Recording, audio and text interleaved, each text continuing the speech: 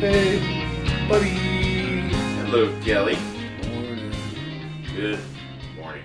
Cold morning. Nice morning, though. It's cold, but it's not like uncomfortable cold. I think the humidity cuts it a little bit, and because I was just outside and I was like, you could see me breathing like the smoke coming out of my mouth from the cold air, but I was like, it doesn't feel like it's that cold to do that much of the smoke. The Smoke, whatever. But yeah, it's a sleepy morning. It is. You talking about the smoke. Ash, we've got that garage gym. Mm-hmm. Ash is in there all the time. Yeah. We got a bird bell and a regular, or I guess not regular, a custom-made bird feeder in the front yard. So always lots of birds under our oaks. Yeah. Plenty adorable birds. Mm-hmm. So even though it's freezing or below freezing multiple days this week, she'll throw that garage door open. Yeah.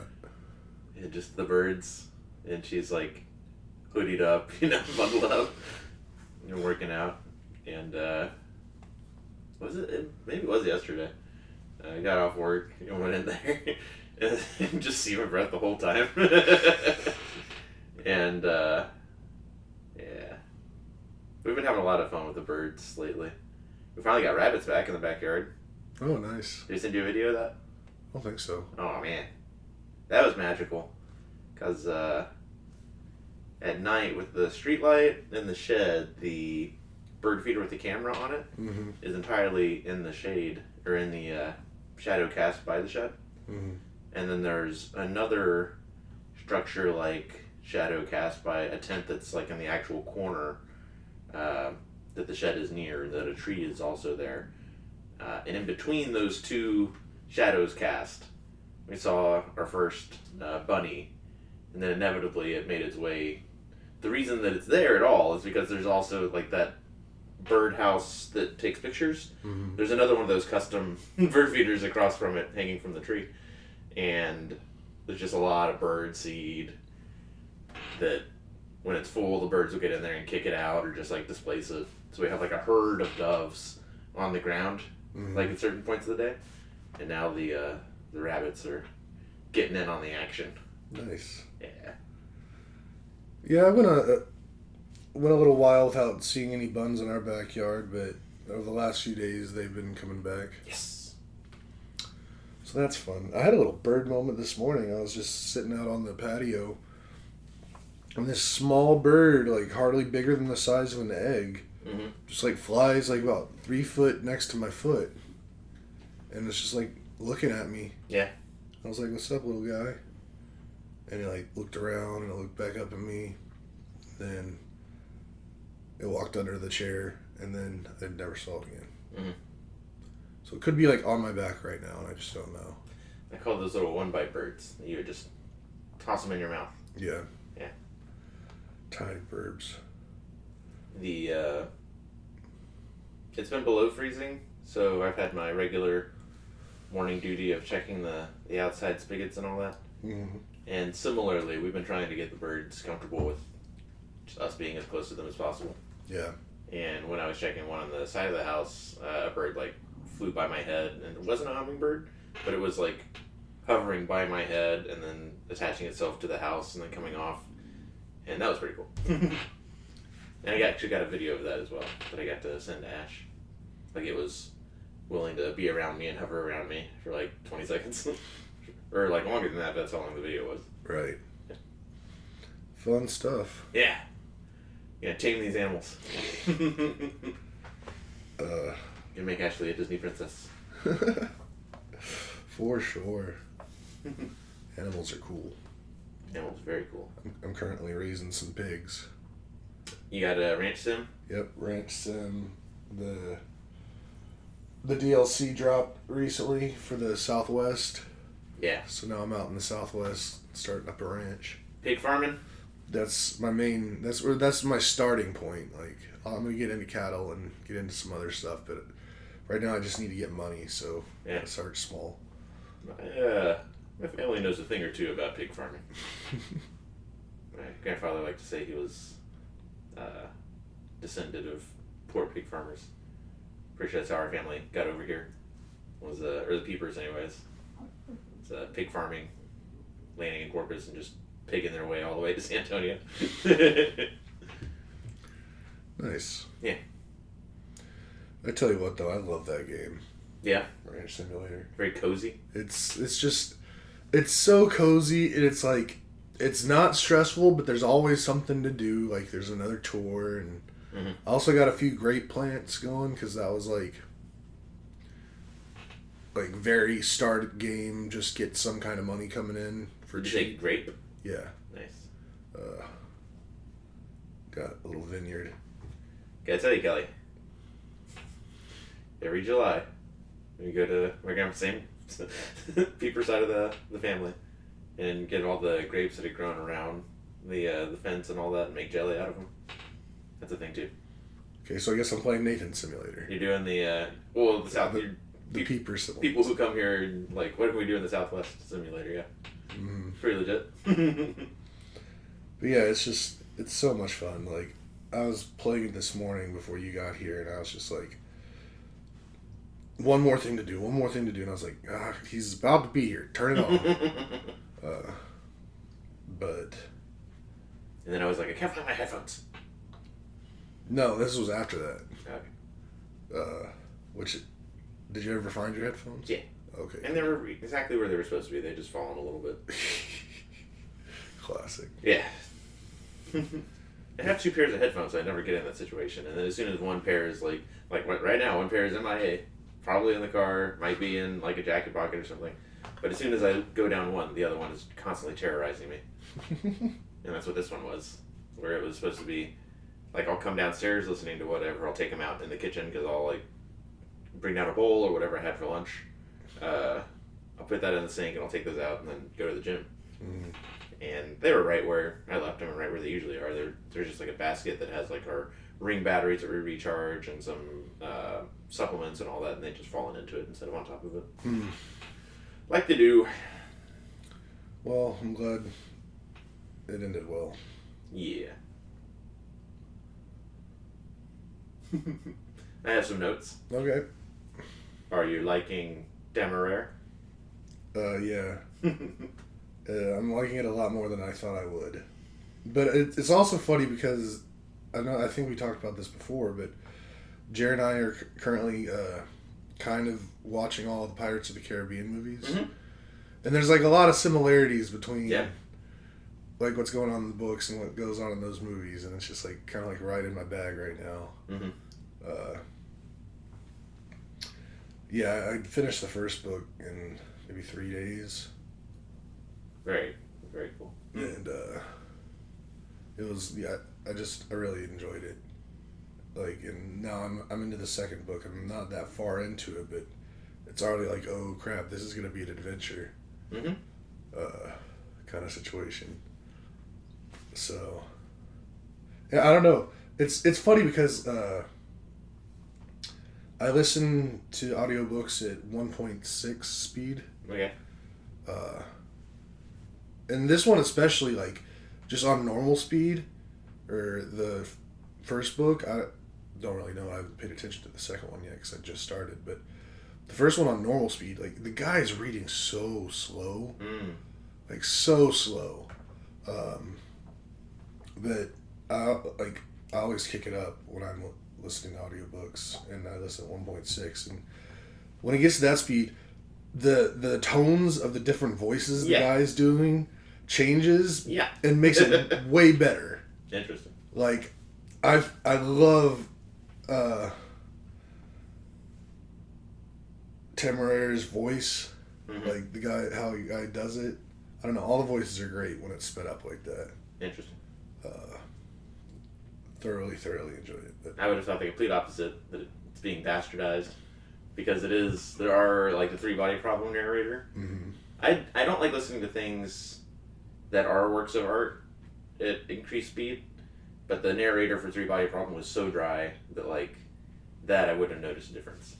This, a lot of the fiction stuff you listen to, there's like the narrator is actually putting in, is like doing their art of like this is what this is supposed to sound like.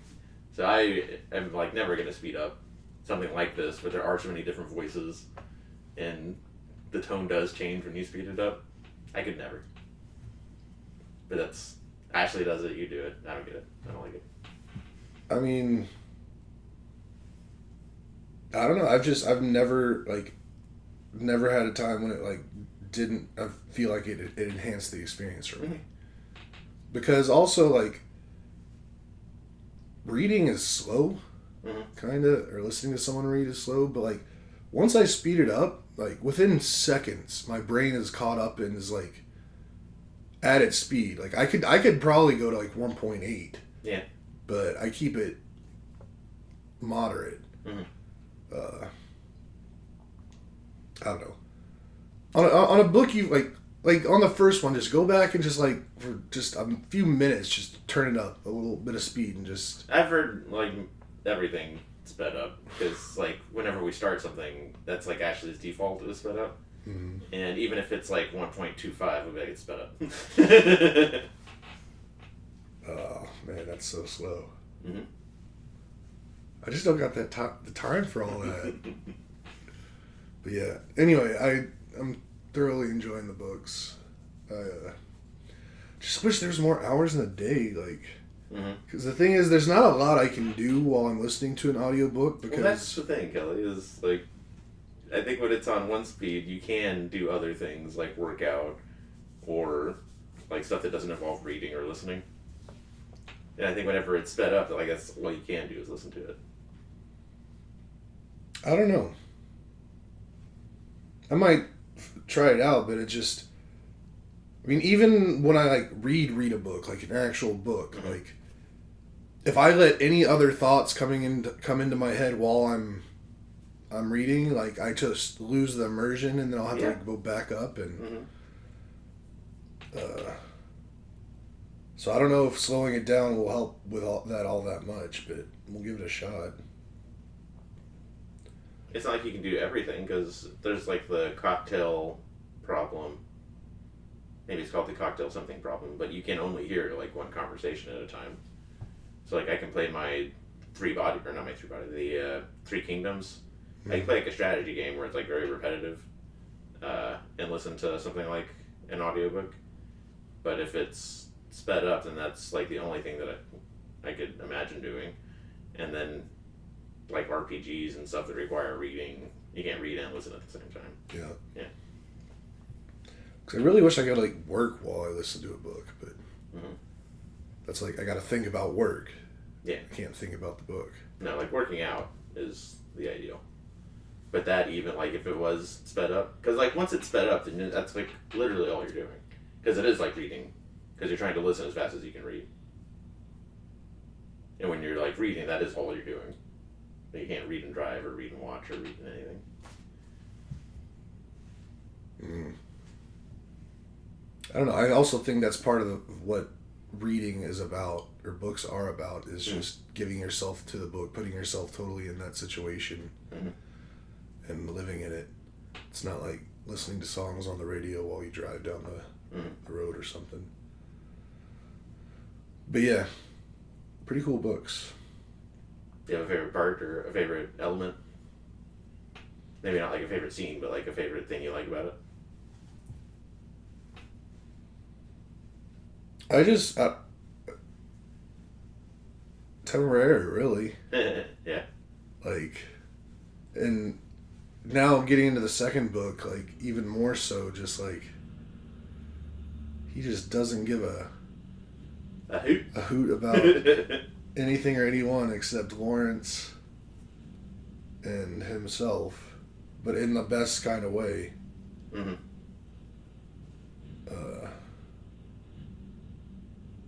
Yeah, pretty much, and just hit Temeraire's and Lawrence's relationship just is really cool, really fun. I don't like it when the dragons get hurt, though. It makes me sad.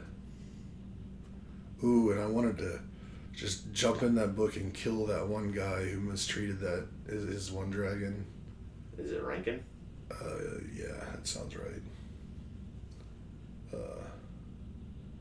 That made me real mad.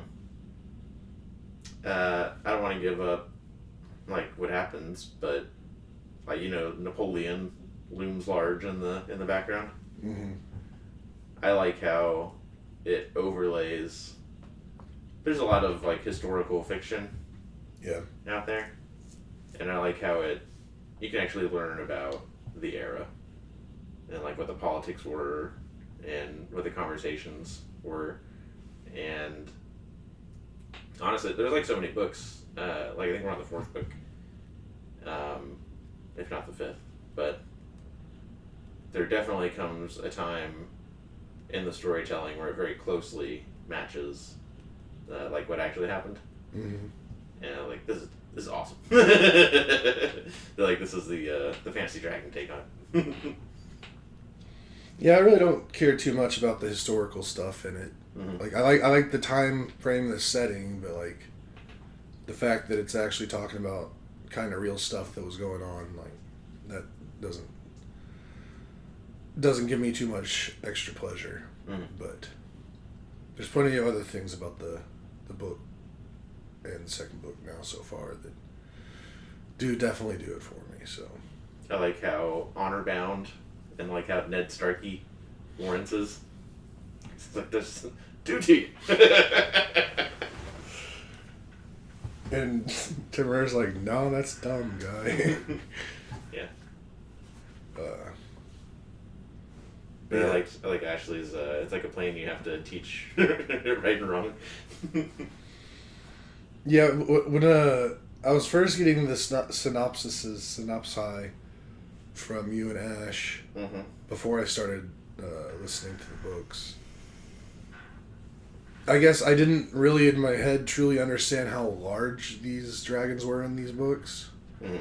Like the fact that they have like whole crews on them and like different like compartments and like they're like bombers, like B2 or B-17. Yeah. 24s and 17s. Yeah, like a B-17. Like I think of them like that from World War II. Like, Mm-hmm. but they're a living creature. They have like some people that drop bombs, some people that are just like regular riflemen, and they have to fight off boarding parties. Yeah. And then the dragons themselves have different capabilities. Yeah. I like it a lot. There is like a configuration. It's cool.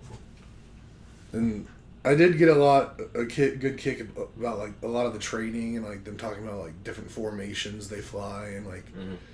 where they place everybody in the formation and why, and it's like it's pretty accurate to how they would do it like in actual like air warfare, Mm-hmm. like with airplanes.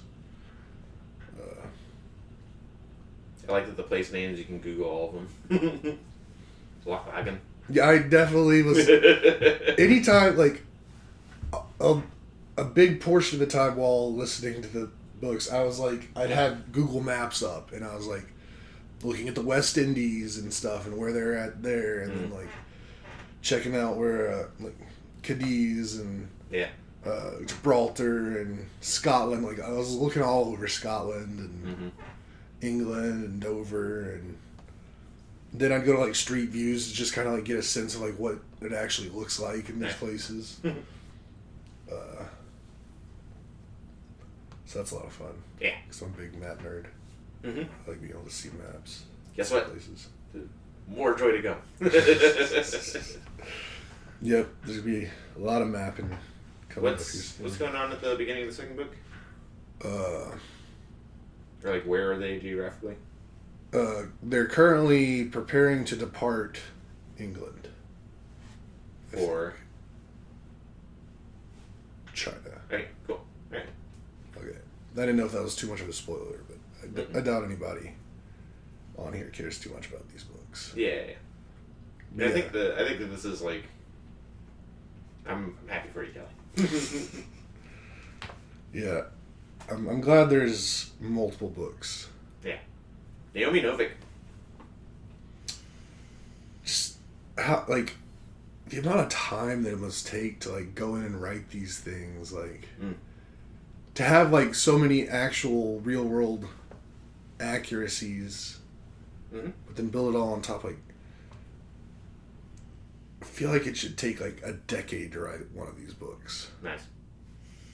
But I doubt it's taking her that long, because she's written, like, 5 or plus of them, and she has other books, too. And a lot of other books, she can't be, like, 300 years old. I know you, me, and Ashley have all dabbled in writing. I think I think having a historical framework or context can help a lot. Mm-hmm. Because you already know, like, what's supposed to happen, at least, and the important places and the order of events, and then you're kind of building your story around that. Mm-hmm. But at least gives you, like, some direction of, you know, that if it's historical fiction, that at some point, like over this 10-year period or in the process of telling the story of this thing that happens, you gotta hit these 3 big things, or however many. So I think it could definitely help. And then knowing the prevailing attitudes, like I really like the how Lawrence specifically, but like the English generally are like, oh, pardon me, oh, sorry, oh, manners, and it gives you like how you can build the character of like, this is a guy who was like raised into the gentry and fucking loves the king.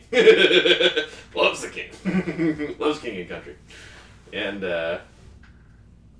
yeah, you just keep picking like I don't want to say stereotypes, but like archetypes of different people at the time, and be like, and that one's gonna be this captain of that dragon, or this one's gonna, he's in this station of life, so he's that, or it's a big deal that he came from that station and now he's this, and all that.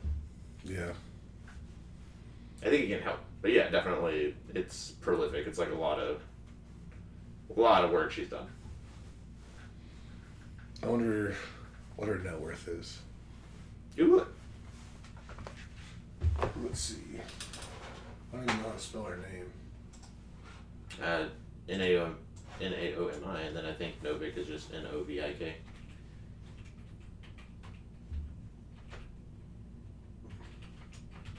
American author.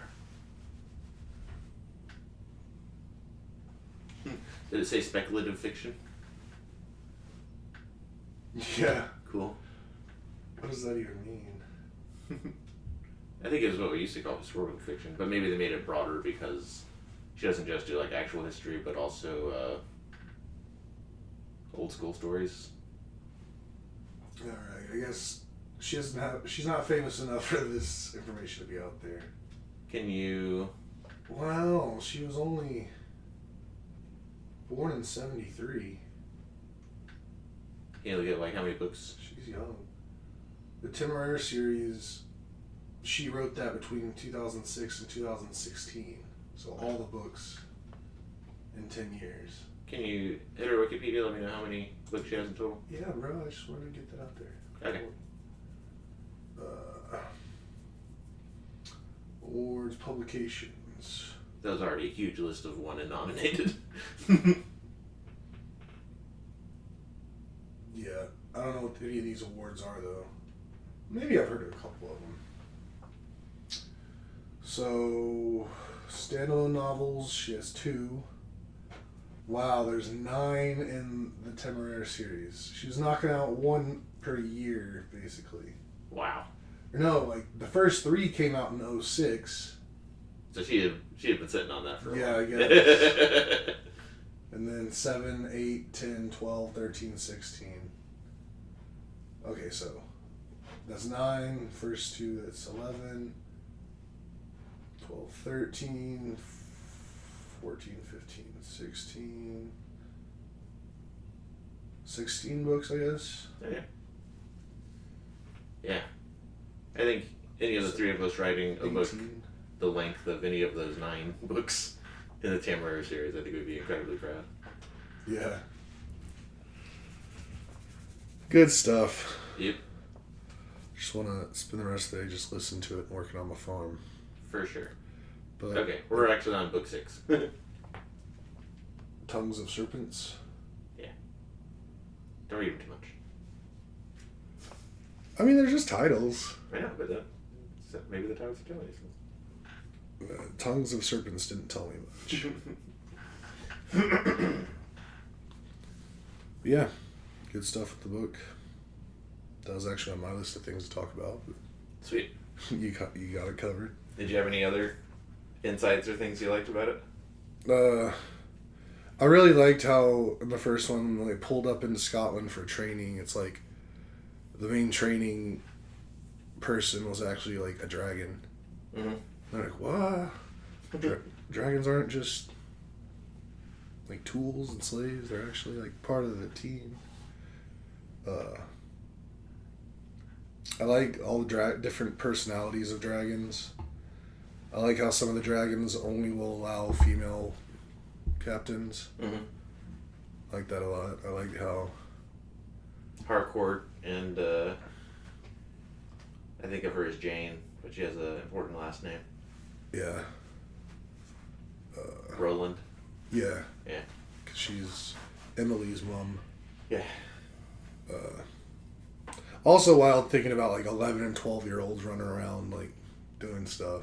But you know that's like... I know that's a real thing. Isn't that great? Like, I like that. I like how it is accurate. I like how Emily went to Lawrence to get permission to go into Dover or something or somewhere. And he was like, is this 11-year-old girl trying to go like go see a horror? That tickled me good. There's lots of little bits and pieces that are just really get me. Mm-hmm. And there's very little things that like I'm just like I didn't like that or whatever. I mean, there's things I didn't like, but they were supposed to like make you not like it. Mm-hmm. Hasn't been a part of it yet that I'm just like that got a little boring. Yeah, I like that it is. I mean, it is like supposed to be that historically accurate of like this is how the Navy actually is. Like people buy their commissions and it's like all gentlemen and gentry that are leading things, and then who like minor gentry or like you come from a family but you're like the fourth child, you can be the lieutenant, I guess. And then everybody else is like, we found them in a harbor. And that's also really funny just because last night Jared and I watched the third Pirates movie, I think. Cool. Which is like 3 hours long. Mm-hmm. So I ended up staying up later and partying a little harder than normal, but I thought about it a lot because there was like those like the gentry like leaders of the ships and pirates and like stupid wigs with their stupid wigs and they think they know everything and they're so smart and like but then yeah you've got like the lowest of the low people like as the guys actually working the ship. I don't know. It's a good time for me to be watching those movies and reading these books at the same time. It's a lot of fun. Cool. Just gotta slip in some like Harry Potter or something now to get that dragon touch. But yeah, there's been a lot of attempts at dragon movies. Like, I remember for the longest time, my mom was... There's either a book or a series of books. It's called The Dragon Riders of Pern, I think. I should know, sorry. But just forever is like, make it a movie. And, I don't know. Can you think of any, like, good dragon-based movies?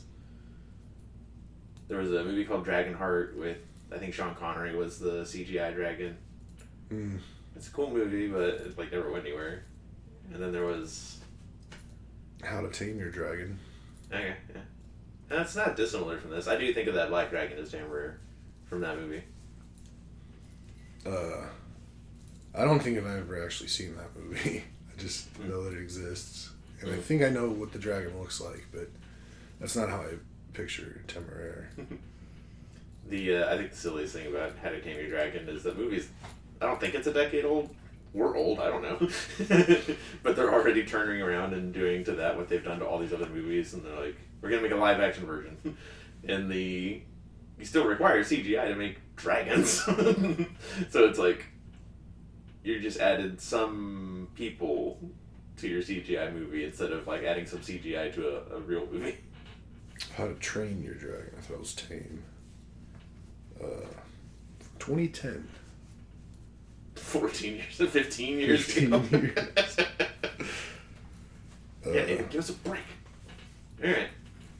But yeah, other than that, like dragon movies, like I mean, I guess not movie, but Game of Thrones probably was the best dragon Yeah. content. You haven't seen or cared or paid attention about the new series, like House of the Dragon, right? I watched like the first. I know I watched the first season. Probably watched some of the second. I haven't watched. And I guess I've watched like one episode, but I haven't watched any of it. That's probably closer to this. Of like, there's actual multiple dragons and people that like have relationships with multiple dragons. Because like when we watch Game of Thrones, it's like there's the 3 dragons that all belong to the one person. Yeah. Yeah. But yeah. I mean, I think there hasn't been a ton of great dragon material just because like the technology just wasn't there until more recent. Mm-hmm. To make like a real like good looking dragon. They do be making good looking dragons these days, though. Like I'm surprised they haven't tried to turn these books into movies. Last one was 8 years ago. Any day now. Any day now. I mean, it's a lot of material to go off of. If the first one pops, then like you got probably 2 decades worth of movies you can make off of the first one. I bet some studio owns the rights, and they got to decide if they want to do like 10 years of TV shows. That'd be okay too. Well, I don't know. The first book at least, I feel like you could probably cover that in like a 2-hour long movie. Mm.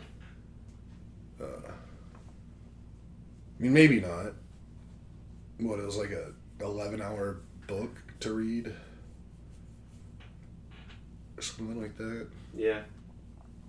I think that it is such a stair step to like the actual stuff that goes on. Like it's I really forget like who the big bad and like what the conflict to resolve was in the first book. I just think of it as like setting things up. I think it would make a good like HBO series, but they can't take it on when they've already got House of the Dragon. They've got the Dragon story. That's probably what's going on. Because friggin' Game of Thrones definitely precedes 2016. It's like they were dropping Game of Thrones when she was halfway through this. Yeah. Yeah.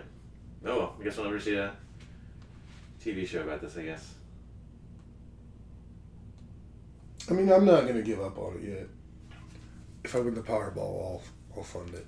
Sweet. I'll produce it. The Chico for all this is just make an anime or make a cartoon. You don't need CGI, or it's like built into the medium. Yeah, I suppose. I don't know. I'd like to see it visually some form or fashion at some point. Samesies. You're just getting started. You little lucky son of a gun. Yep. Other. Oh crap. What were you gonna I was gonna say we've talked about that book for a while. Is there anything else going on? say? Other entertainment wise, Severance. Have you been? I know Jared's been watching it. Have you been? I mean, I'll see some of it, but he's gotten on the thing now where he wants to watch it right when it drops, so it's like 8 p.m. on Thursdays. Because he doesn't want to get spoiled. Yeah.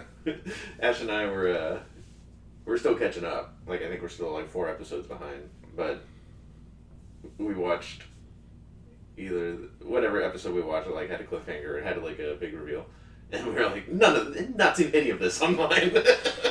Like, where is Jer, and how much is he online that he's worried about getting spoiled? I've not seen any hint of any of this.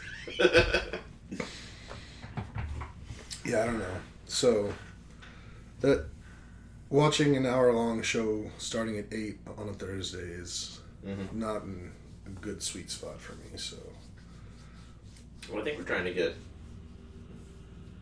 I think we'll be caught up this weekend, and then maybe we don't watch them Thursday night like that, but watch them like Friday night, and then once we get to like the last episode, I think it's like a 10-episode season. We might come over here and like watch them live with Jer. it's legit. But I mean, that show's stressful anyway. Like, and not like the good kind of stressful. Like, there's not a lot of stuff saving you from the stress. It's the opposite end of the spectrum of cozy. Yeah. But that's just me. There's been some violence, but I like that it's not in. I mean, the definition of violence is pretty broad, but it's not like gory by any means. Yeah. Uh, I've watched tons of gory stuff that's way less stressful than than Severance. Yeah. Very tense and very. It's psychological. Yeah. I don't like psychological stuff. I'm into it. I definitely steer away from like gory stuff. Or it's like, did you ever finish Zombies?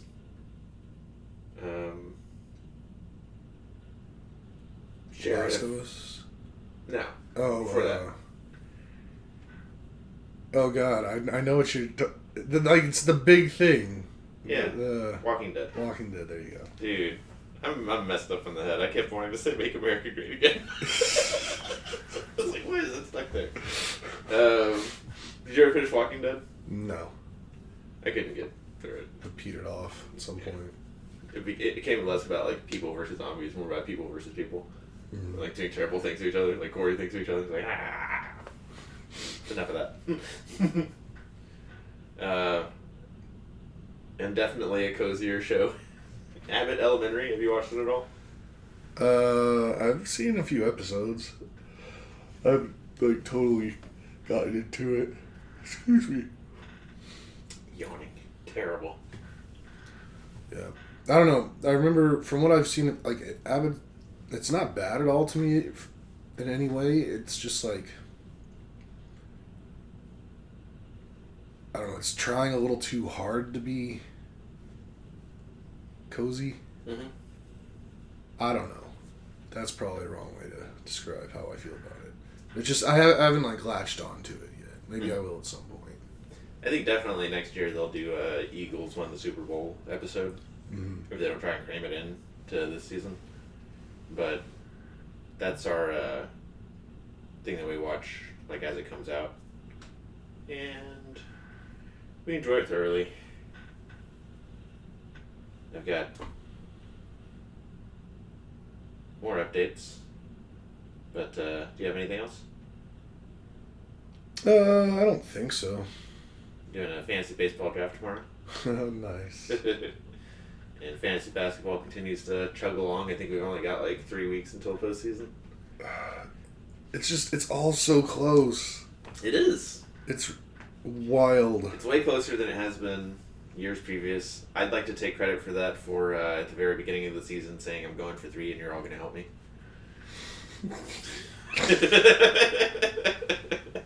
What a funny thing to say.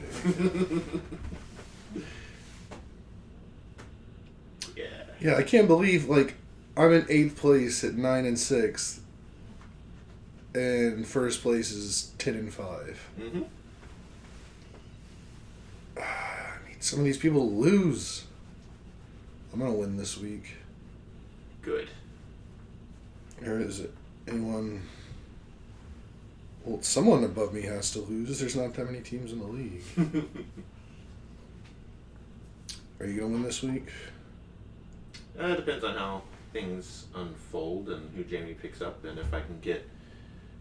My fun thing I'm always dealing with is when I need somebody to go day to day so I can put them in the IL spot, they never do.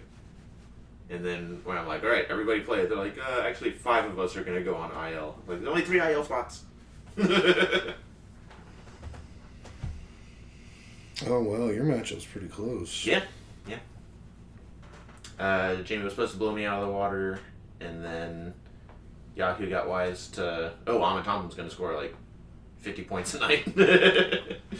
So then my projection went over hers, and then she got some people back, and her projection went over mine. I think right now my projection's over hers, but I'm waiting for one or more of my people to, like I've got Lori Markkinen and Tara Eason, and they typically don't play back-to-backs. Mm-hmm. So I'm waiting for, I think, both of them to, I'm waiting for both of them to do what I need them to do so I can do something I need to do, or that would make me feel more comfortable about the matchup. Well, as it stands right now, it looks like I might move up 1 spot after this matchup. Mm-hmm. Because no one who's lower than me is going to upset anyone this week.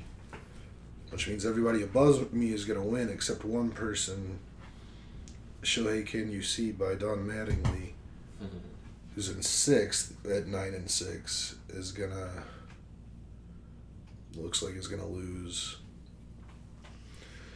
So they'll drop below me, but then everyone else that's still above me will stay above me. So I don't know. I'm probably not going to get into the playoffs this year, but that's fine. Been in a bad fantasy slump in all my leagues for a while now.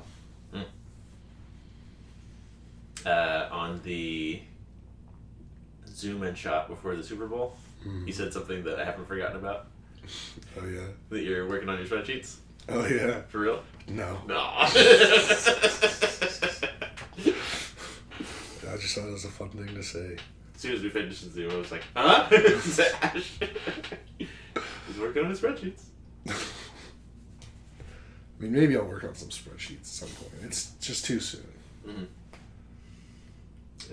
Somewhere you can draft for next year already, because on one of the, not anything I follow religiously, but one of the pods I'm following on Facebook was saying that Kyron Williams, of LA Rams running back fame, was going at the back of the 3rd as the 17th running back after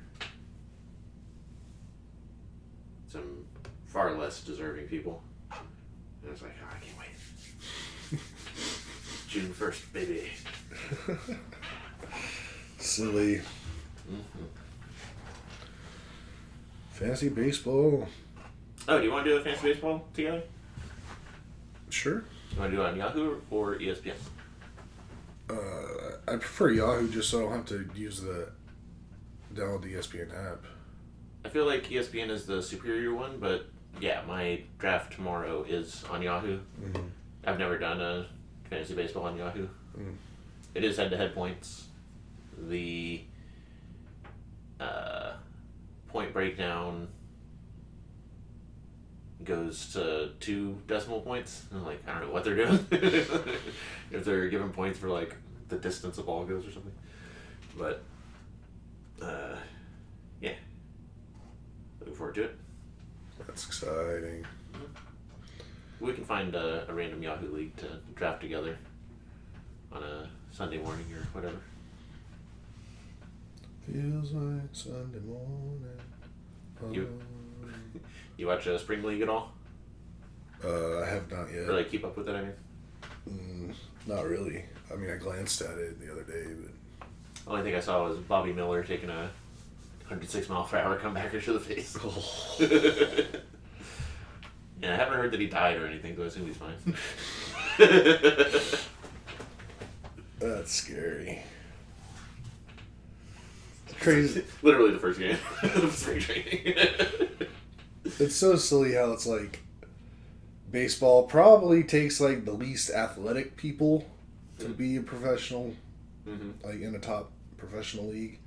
But it's like it in ways can be like the most dangerous. Yeah. It's the least contacty of football, basketball, baseball. Even hockey and Hockey's soccer. very contact, yeah. But if contact happens, it's going to be real bad. Did you see the USA versus Canada, the 4-team? I just saw the outcome. I didn't watch it.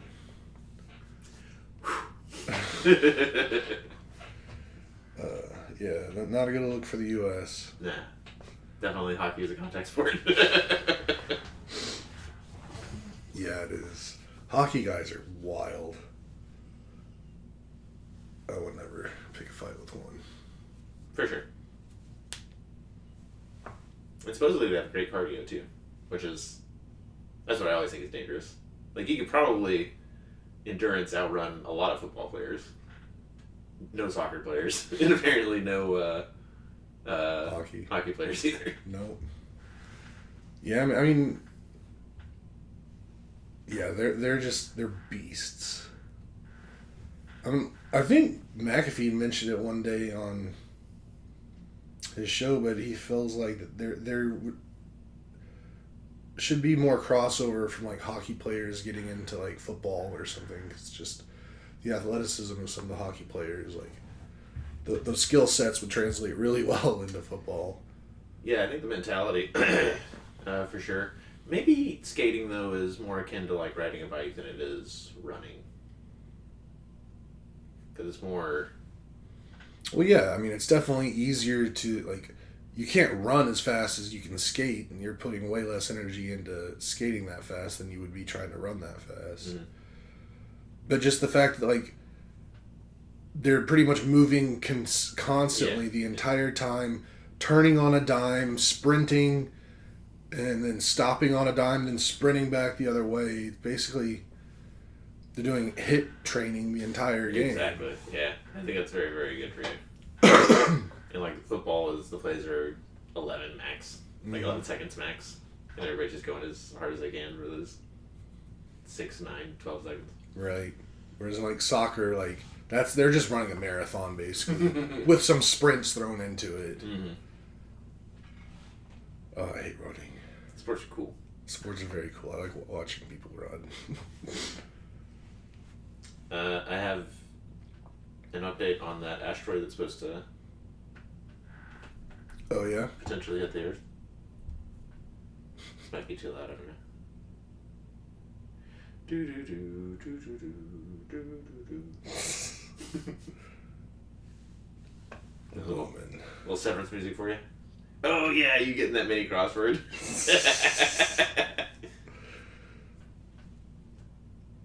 Where Lumen was the answer. Right. Asteroid space news. Some of it is good, some of it is bad. The good news is that NASA has been monitoring the asteroid 2024 YR4. They calculated that a few days ago, it had a 1 in 32 chance of hitting Earth on December 22nd, 2032. But new observations taken last night have updated those odds. Now, the chance of hitting Earth has decreased to 0.28%. That's the good news. However, the chance of this asteroid hitting the moon is rising. That chance is now at 1%. I personally do not know what those repercussions would be if this asteroid hit the moon. It doesn't have an atmosphere to protect it. I will let you know when I learn more. It is more likely that this asteroid is going to pass between the Earth and the moon. Now, these numbers have been constantly changing as astronomers are studying this asteroid, and I believe they're going to continue to change. But as of right now, February 20th, 2025, there is only a 1 in 400 chance that this asteroid is going to hit Earth. This asteroid is between 40 and 90 meters across, which is definitely big enough to cause damage to a city, but definitely not big enough for a mass extinction or anything like that. Nobody has said publicly what the threshold is for how likely this asteroid would have to be to impact Earth for someone to intervene, but NASA has shown that they are capable of steering and diverting an asteroid. They've done it before. So it's probably not going to hit the Earth. But what do you think happens if a football-sized meteor... We don't know what it's made of either, but what if it's 100% iron? What do you think happens if that hits the moon? That... I don't know. I'd like to run those calculations. Because that could be even more devastating than it just taking out a city on Earth. You ever see Cowboy Bebop? The anime from... I'm more familiar with the song than I am the the actual show or movie or whatever it is? Part of the set and setting is that the show takes place after a space disaster that has taken a big chunk out of the moon, and from Earth you're always like seeing like moon debris like landing, and a lot of it like just burns up in the atmosphere, but it is a cool visual of like the moon with a not a bite taken out of it, but like a big ass chunk of it like having exploded out, and I was like, that would be cool, but I don't think this is big enough to do that. But I was also how many meteors, asteroids, whatever, meteor is like when it actually comes into the atmosphere, right? I think so, yeah. How many asteroids like pass between the Earth and the Moon? Like that seems like a big deal. And then if it's going to go between those two, that inevitably it will crash into one of those, because like if it keeps on a similar orbit and comes every 8 years or whatever it is, it seems like inevitably it would have to crash into one of those, like from the gravity. Yeah.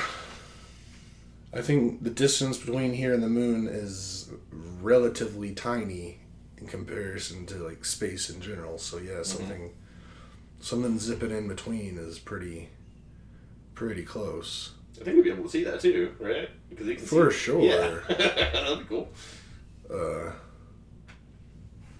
Because yeah, I mean, I know of other like past like near asteroids that come by the Earth. They're talking near as in like 2 million miles. Mm-hmm. Past the moon. Well, I mean the moon's like what, I think 500,000 miles, maybe even just 250. Mm-hmm.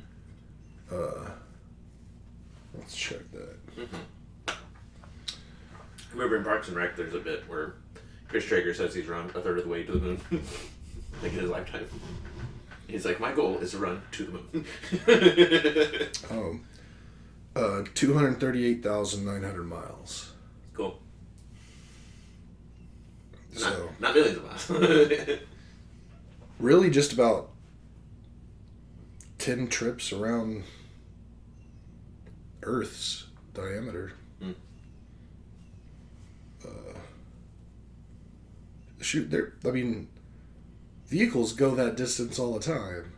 Mm-hmm. Get up to over 240,000 miles. The car's about to hit 100K, like presumably this year. Are you gonna stop and record it changing over whenever it happens? Possibly. I think I've done it like twice in life. And I think it was for like things hitting 13,666. I think that's the last one I did. I caught my old Yaris go to 100,000. Cool. I think I still have that video on my phone. I don't know if I've caught any other 100,000s. I've caught funny numbers before, but it's so different now that we have everything synced to Google. You can just go to Google Photos and search for what you're looking for. Mm-hmm. I wish we had that our whole lives. Yeah. Although I'm pretty sure we talked about this before too, but I'm kind of glad we didn't have that much information about what we did when we were younger. Yeah, I mean, I agree from like a social media perspective, but it would be nice, like, I have a lot of photos that are like, took them with a disposable camera, developed them, and now they're in a shoebox in the closet. Yeah. It'd be nice if those were in Google Photos, which I guess is the thing you could do, but... Yeah, you go scan them and upload them. But I mean, like, if I had a photo-taking device in my pocket, like, my whole life, yeah, I could have just, like, captured all those moments. I fully agree. Like, there's so few pictures I have of my mom. Mm-hmm. And even, like, me or my brother or my dad, like, for our whole life, except for, like, the family photos we had to, like, go somewhere to get taken, like... Yeah. There's so few other photos. And there's some when my brother and I are young, but, like, basically once we hit, like, 10... There's like no more pictures until technology comes around. Funny. Minus like a handful. Mm. And most of them were never taken by anyone in the family. Like there's pictures of like high school me that like that Sarah brought over that one time. Yeah. And other people have like pictures of me, but it is what it is, though. We did a family dinner last Sunday in Seguin, and I got some good pictures. Especially with my mom and dad. And I got a good picture of Justin, Kat, Aria, Oliver.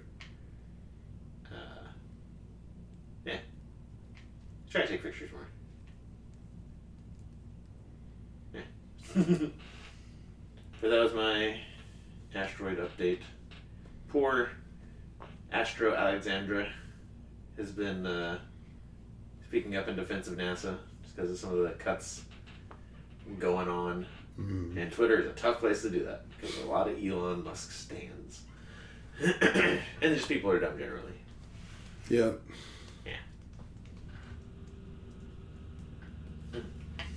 Sounds like a plane landing. Yeah.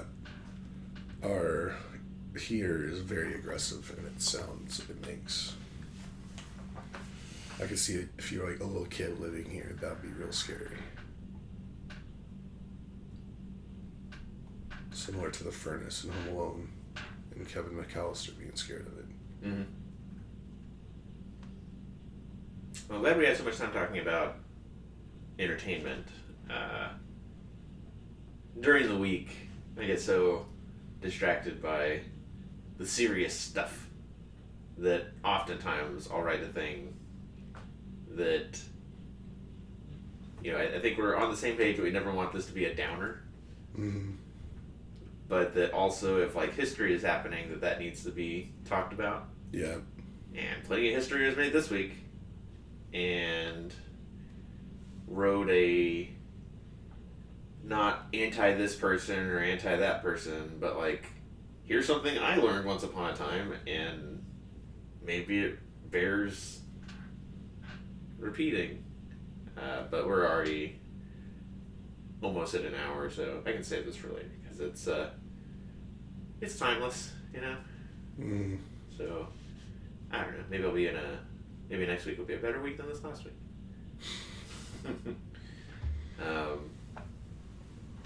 But yeah. Okay. Well, then you want to go ahead and wrap this one up? Yeah, what are you doing today? I'm going to go to HEB after this. I'm going to go have lunch with my brother here in a little bit. And then come back here. Probably do some more ranching until you and Ash come over. Cool. We got a board game? I think so. We got a bird game? I think so. Nice. I saw Jeremy was doing some 3D printing, which looked like it had something to do with Wingspan. Sweet. So, yeah. We'll definitely look at birds today to get ready. I mean, I feel like that would probably happen regardless, but there's nothing wrong with it. We're definitely to the age where we can be bird people. Such bird people. Well, all right.